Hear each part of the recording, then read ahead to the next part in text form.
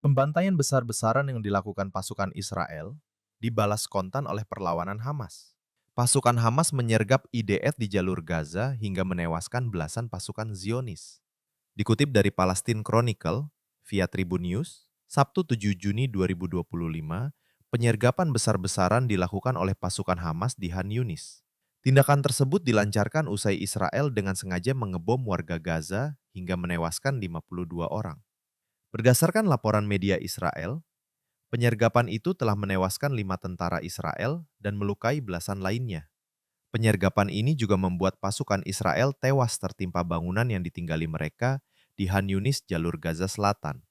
Insiden tersebut dilaporkan melibatkan pasukan beranggotakan 12 orang dari unit elit Israel yang menjadi sasaran struktur jebakan.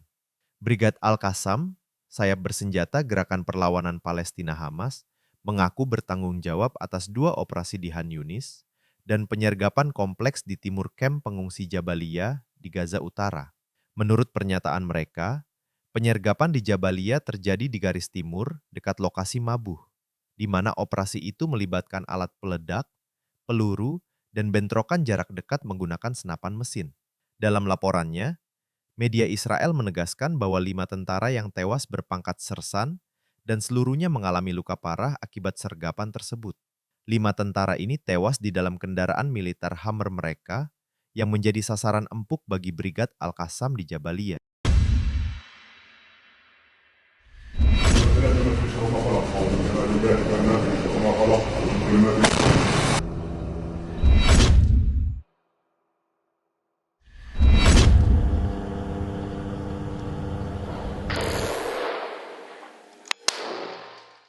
Download Tribun X sekarang, menghadirkan lokal menjadi Indonesia.